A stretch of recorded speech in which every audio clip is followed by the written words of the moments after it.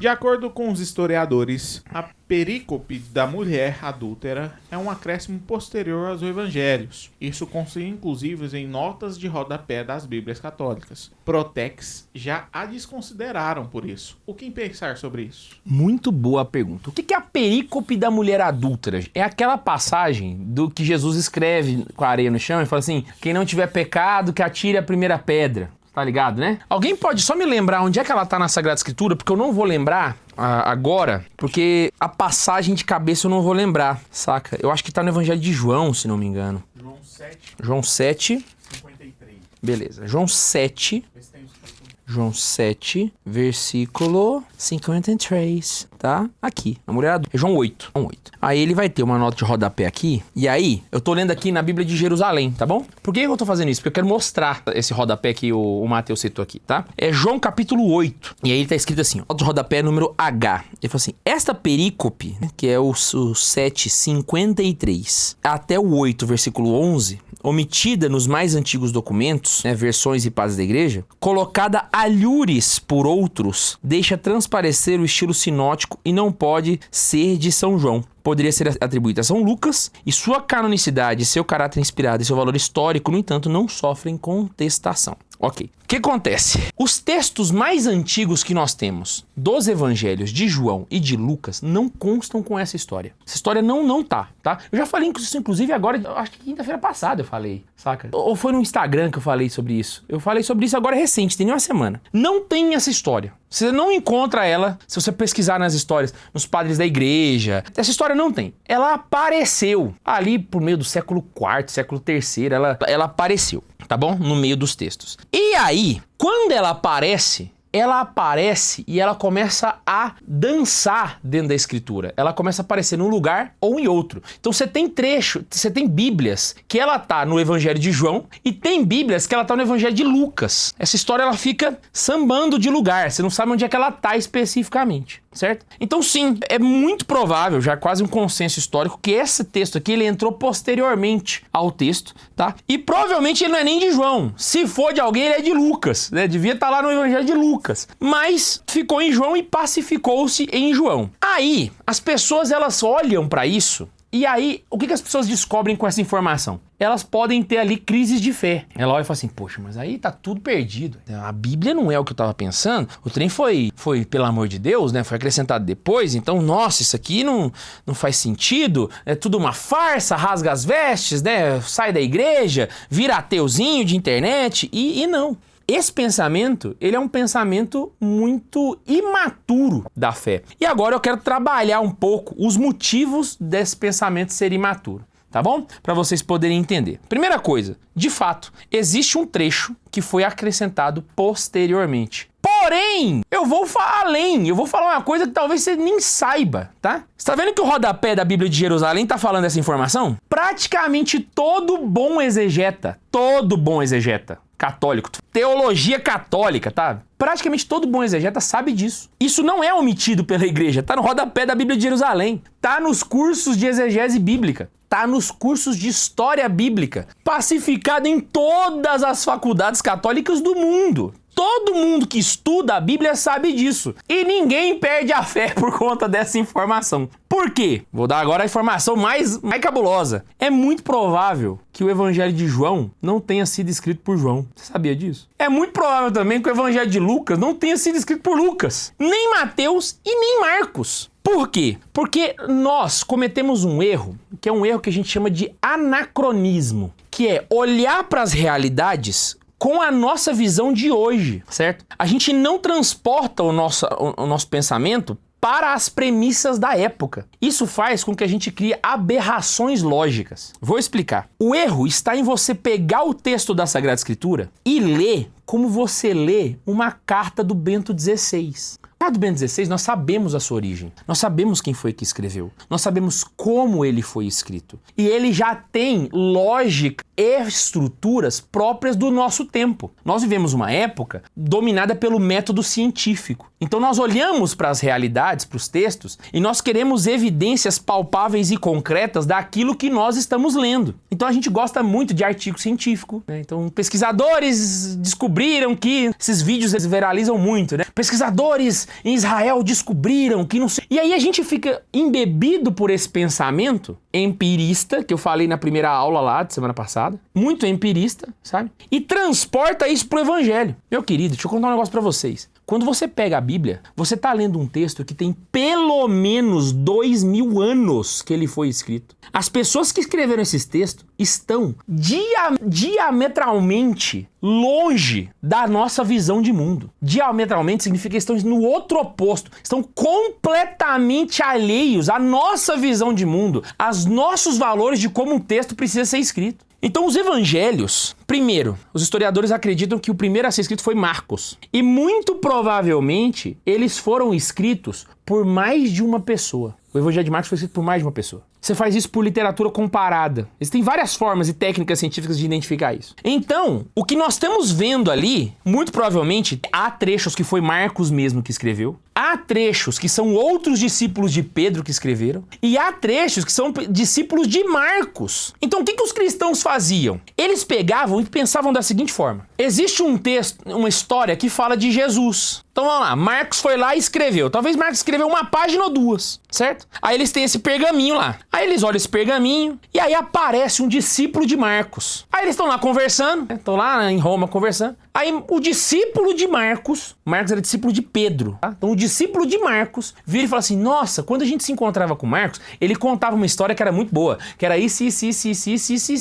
Aí ele conta a história. Aí esse cara que tá ouvindo o discípulo de Marcos vira e fala assim, poxa, mas esse texto que você falou, Marcos não escreveu. Pô, precisava estar aqui também. Foi Marcos que contou isso? Foi. Poxa, então me dá aqui. Aí esse cara escreve esse relato que ele ouviu ser da boca de Marcos e junta com o texto. Só que isso não acontece uma vez. Isso acontece inúmeras vezes. Inúmeras vezes. Então, beleza, certo? Aí, depois, monta-se ali um texto que a gente chama Evangelho de Marcos. E se você lê o Evangelho de Marcos, você vai perceber que ele é uma coxa de retalho mesmo. Porque a história já acaba e começa outra.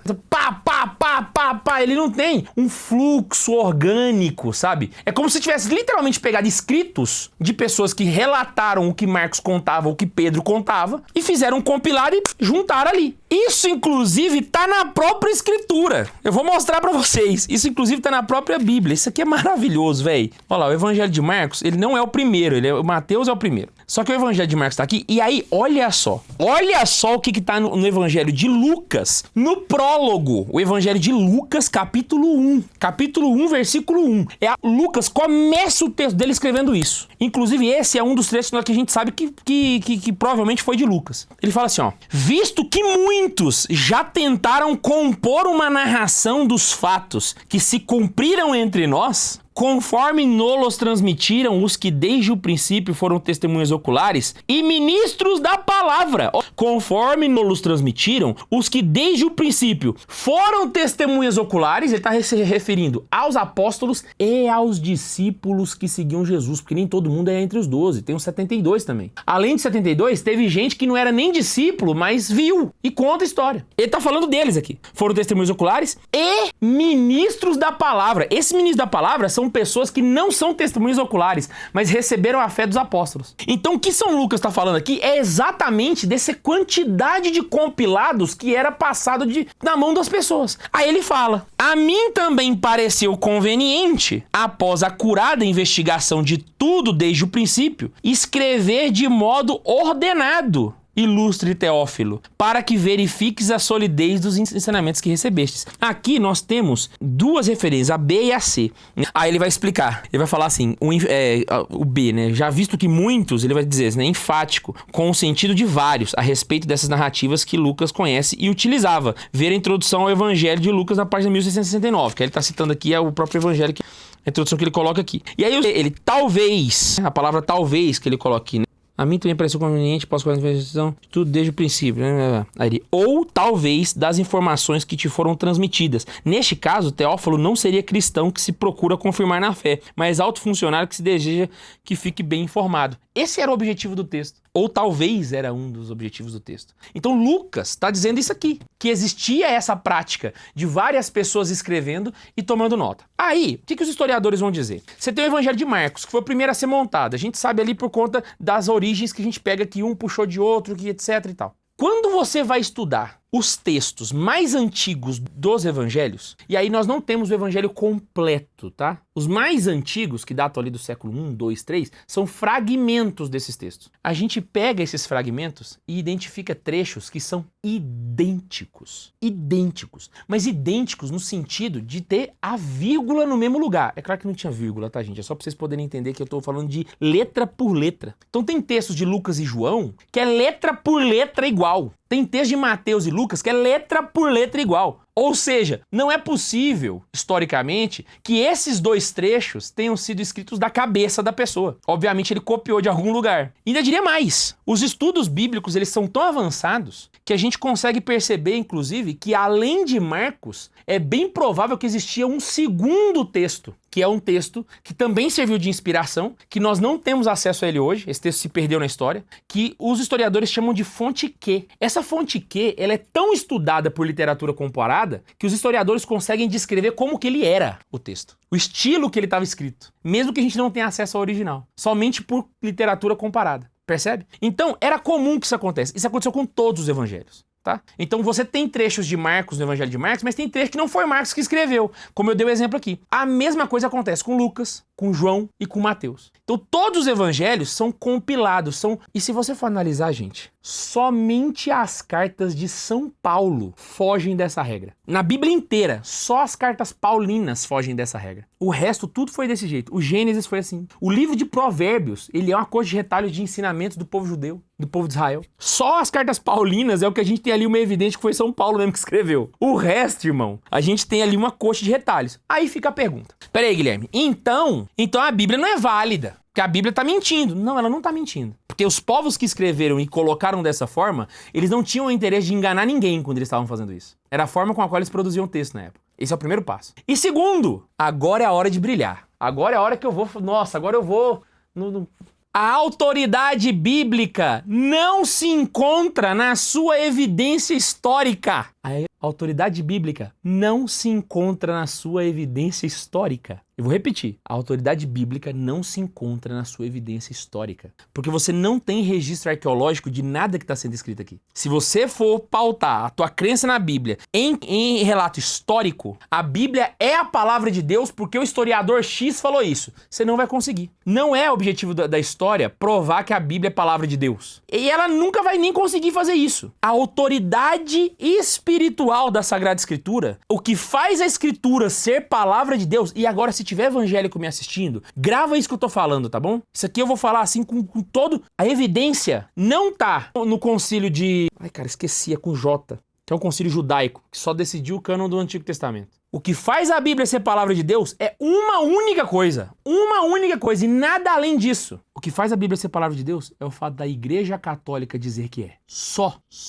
Você não vai identificar que a Bíblia é palavra de Deus em nenhum outro lugar. Nem historicamente, nem literariamente. Ninguém. A única coisa que nos diz que a palavra de Deus é a Bíblia é a Igreja Católica Apostólica Romana fundada sobre os apóstolos na Diocese de Roma. Sobre o reinado do Papa Dámaso, no ano 382. É isso que faz a Bíblia ser a palavra de Deus. Porque aí fica a pergunta pro evangélico, tá? Não, eu não acredito na Igreja Católica, não. Então tá bom. Então por que na sua Bíblia não tem o Pastor de Hermas? Que foi um livro que foi estudado para ser colocado aqui. Por que não tem? Por que na sua Bíblia não tem a Didaquê? Que também foi um texto que foi cogitado de ser colocado no Antigo Testamento. Isso aqui é um apócrifo. No Novo Testamento, isso aqui é um apócrifo. Por que não tem? Vou além. O livro de Judas, aqui na Sagrada Escritura, ele faz referência... Eu não vou achar agora a passagem, tá? Eu não vou... Mas o livro de Judas, porque isso aqui agora eu não vou lembrar a passagem, mas se alguém lembrar aí nos comentários, pode colocar, tá? O livro de Judas, ele faz referência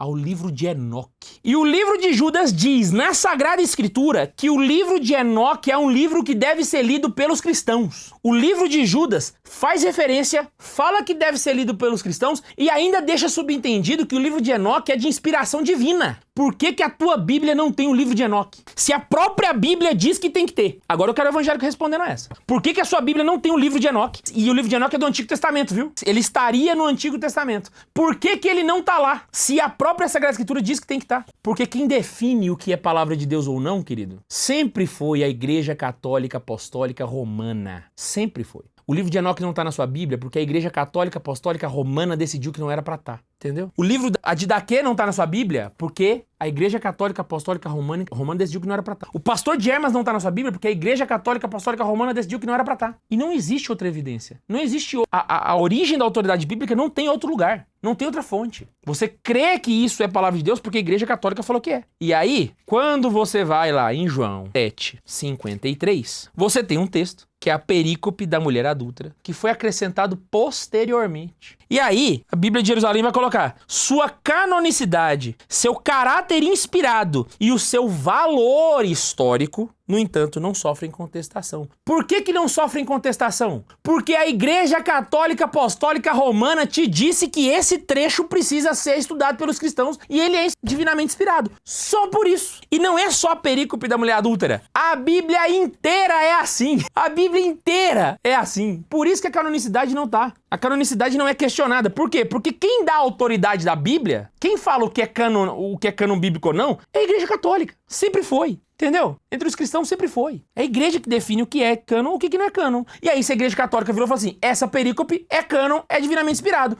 que você vai dizer? Amém. É divinamente inspirado. A Igreja Católica falou que é. Você crê na Igreja Católica. Lembra de uma coisa? Você crê na Igreja Católica. Você fala no credo. Creio no Espírito Santo, na Santa Igreja Católica. Você sabe, você tem evidência, você tem de que isso aqui é palavra de Deus? Não tem. Você crê, mas não tem como você saber. Você só consegue crer. Quer ver? Cientistas, historiadores, arqueólogos, paleontólogos. Como você prova que a Bíblia é palavra de Deus empiricamente? Você pode provar quem foi que escreveu, você pode provar quando foi que ele surgiu, você pode provar como é que ele se formou, mas como é que você prova que ele é palavra de Deus? Não, isso aqui é inspirado divinamente. Como é que você prova isso? Se você não consegue provar empiricamente nem que Deus existe, como é que você vai dizer que, de fato, por isso que nós não sabemos, nós cremos? Sacou a lógica da coisa? Então, te digo mais, pra poder encerrar. Não é só a perícope não, tá? Tem muito mais outros casos aqui. Muitos mais outros casos. E existe...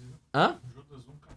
Judas 1, versículo 14. Vou até ler aqui, porque é bom fazer essa referência. A respeito deles, profetizou Enoque, o sétimo dos patriarcas a contar de Adão, quando disse, eis que o Senhor veio com as suas santas milícias, exercer o julgamento sobre todos os homens e arguir todos os ímpios de todas as obras de impiedade que praticaram e de todas as palavras duras que proferiram contra ele e contra os ímpios. São os murmuradores, revoltados contra o destino, que procedem de acordo com suas concupiscências. Sua boca profere palavras arrogantes, mas não sempre prontos a bajular. Mas estão sempre prontos a bajular, quando o seu interesse está em jogo. Ele citou, com aspas, o livro de Enoque, dentro da Bíblia.